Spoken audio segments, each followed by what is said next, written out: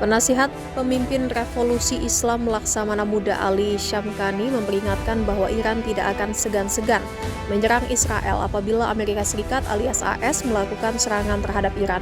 Ancaman tersebut disampaikan Syamkhani usai Amerika Serikat mengerahkan kapal perang Abraham Lincoln ke dekat perairan Iran di tengah negosiasi nuklir Iran.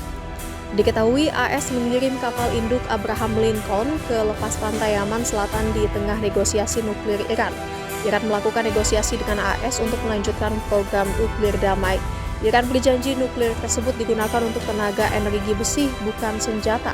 Namun demikian, Presiden AS Donald Trump kukuh bahwa Iran tidak boleh melanjutkan program nuklirnya. Diplomasi yang buntu tersebut membuat AS mengerahkan kapal perangnya ke dekat perairan Iran. Di tengah hubungan panas tersebut, Laksamana Muda Iran Ali Syamkhani mengaku tidak akan segan-segan menyerang Israel apabila serangan dilakukan AS. Hal itu karena Iran memandang Israel dan AS adalah sebuah kesatuan.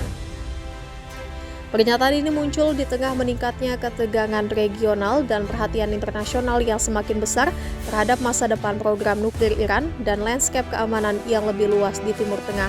Syamkhani memastikan bahwa transfer uranium yang diperkaya Iran ke luar negeri sama sekali tidak mungkin. Tampil mengenakan seragam militer selama wawancara, Syamkhani mengatakan sikap reaktif AS membuat Iran tidak memiliki pilihan untuk bersiap dalam skenario apapun.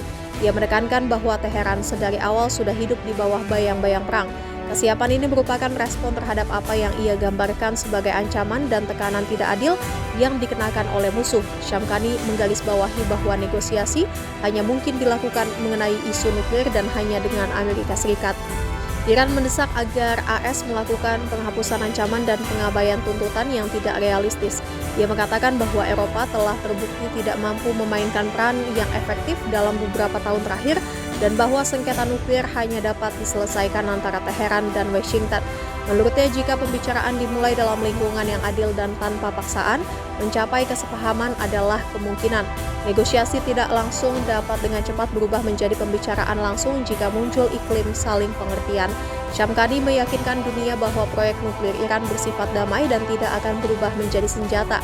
Ia mencatat bahwa jika kekhawatiran terus berlanjut, Iran dapat mengurangi tingkat pengayaan uranium dari 60% menjadi 20% di dalam negeri, namun harus ada imbalan kompensasi politik dan ekonomi yang nyata. Syamkhani memperingatkan bahwa konflik di masa depan tidak akan terbatas pada perbatasan Iran. Dia mengatakan bahwa pengalaman menahan diri dalam konfrontasi masa lalu tidak akan terulang dan Iran akan merespon secara proporsional jika ancaman dilancarkan dari pangkalan di wilayah tersebut. Jangan lupa subscribe ya!